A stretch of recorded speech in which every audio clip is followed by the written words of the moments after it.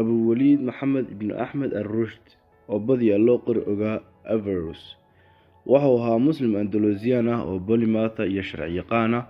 وحو قرأ موضوعي بدن أي كمديهين فلسفة فقه داوذة علم حديقسكا فيزيقسكا علم النفسكا حسابتا فقه يشرعية يولي باللوقضها قراءة إنك بدن بقلال بوغ ابن رشد wuxuu sidoo kale noqday garsoore sare iyo dhakhtar maxkamadeed oo loo yaqaan Almahad Khaliifeed dhashay 14 Abriil 1926 miilaadiga magaalada Cordoba ee dalka Andalus maantana loo garan yahay Spain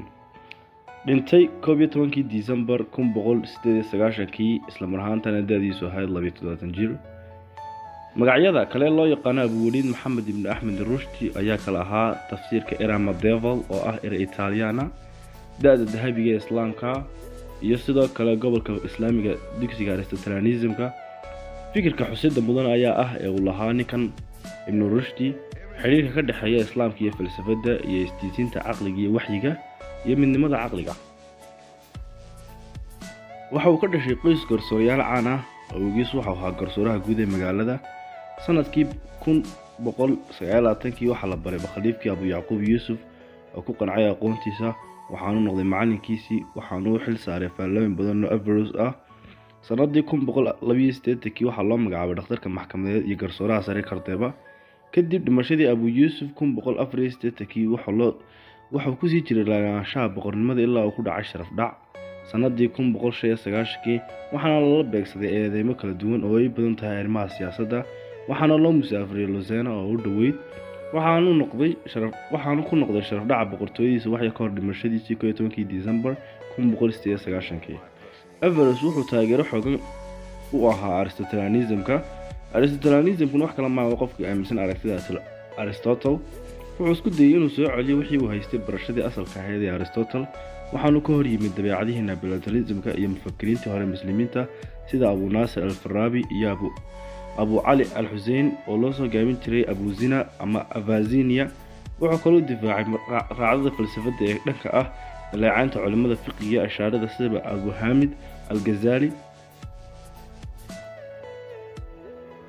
Ibn Rushdi waa falsafada ugu macquulsan taariikhda ilbaxnimada Carabta uguna xeel dheer aqoonta waxqabadka da'diisa iyo da'aysa ee ka horeeyay faalooyinkiisa kala duwan Aristotle waxay dib u soo nooleeyeen fikirka Aristotelianismka ee reer Yurub buuggiisa al-Kulliyat oo caafimaadka waa kii ugu horeeyay noociisa waxaanu sharaxayaa doorka isha iyo xubnaha kale ee aadanaha waxa kaloo qoray buug uu ka waramayo go'aaminta nooca xeerarka diinta iyo falsafada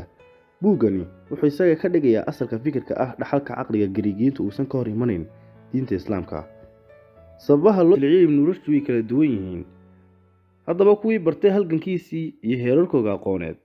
qaarkood waxay xusayaan in islicintiisa Ibn Rushd ay ka dhalatay aqoon-yahanadii maxkamadaha saameynta ku lahaa inay diintooda isticmaalaan hab ganacsiga si ay uga tuuraan ninkii xilka hayay ee loo jiray Abu Yusuf Yaqub al-Mansuur sanadii 1984 ilaa 1990 waxayna tan sameeyeen iyagoo sameynaya eedeymo been abuur ah oo ay ka mid tahay inuu Ibn Rushd ku tilmaamay Mansuur inuu yahay boqorka timajaraha sababaha kale loo bixiyay dhibaatooyinka Ibn Rushd waxay ahaayeen saaxiibtinimadiisa shakhsiyadeed oo la yeeshay Abu Yahya Mansuur walaalkii oo hamiyo badan lahaa oo doonayay inuu fulo xilka Abu Yahya ayaa markii dambe uu madax ka gooyay Mansuur oo uu saaxiib leeyahay filosofiyada inuu gabaad ka dhiganayo fikrada bidciga iyo kuwa qaloocan sababaha ugu dambeeya loo bixiyay waxay ahayd buuggii Ibn Rushd in Horse of the Philosopher kaasoo kaga jawaabay khaladaadka Abu Hamid al-Ghazali waxaanu sameeyay arrintaas isagoo og in Ghazali uu ahaa sayidka boqortooyada Almohad ee xukunka u hayay waxaanu aaminsanaa in dhulku ku dhex yaalo geesaha dibiga isla marhaantaana Ibn Rushd waxa lagu yeeray maxkamadda Mansuur wuxuuna meel fagaaraha ka caayo haba Mansuur wuxuu sidoo kale amray oo ku bixiyay dhammaan qaybaha boqortooyada inay ka digtoonaadaan falsafada lana goobo buugagta falsafada marka laga reebo kuwa ka sheekeynaya daawada xisaabta iyo cilmiga xadigiska buugagtan waxay muhiim ahaayeen maxaa yeelay waxay dadka ka caawinayeen inay ogaadaan waqtiga iyo jihada marka ay tukanayaan si walba ha noqotee Ibn Rushd wuxuu ahaa philosopher kaasoo ka qayb galay doodo aad u waaweyn qaar uu ku ila bixinayo aragtiyihiisa iyo qaar kale kaga soo horjeeda aragtiyo kale jiray si kastaba ha noqotee muddadaas Ibn Rushd iyo ilbaxnimadii Carabtu waxay la kulmeen laba masiibo kii ugu horeeyay wuxuu dhacay markii ibnu rushd laga musaafiriyey Cordova loona geeyey Maraakish, xertiisii lagu silciyey ilaa heer ay qariyaan aqoontooda iyagoo ka baqaya in la dilo. sidoo kale ibnu rushd wuxuu ku caan baxay culumta kala duwan ilaa iyo culimadoo dhani dhahaan cilmi aanu garanin amase aanu kitaab ka qorin ma jiraba.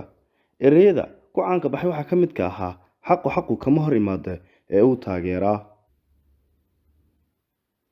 jahligu wuxuu keenaa cabsi, cabsidu waxay keentaa nacayb, nacaybkuna wuxuu keenaa rabshad, tanina waa isleeg. aqoontu waa iswaafanaanta shayga iyo caqliga.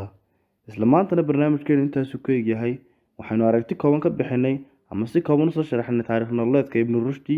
waxaan idiga tegayaa asalaamullaahi calaykum waraxmatullaahi wabarakaatu.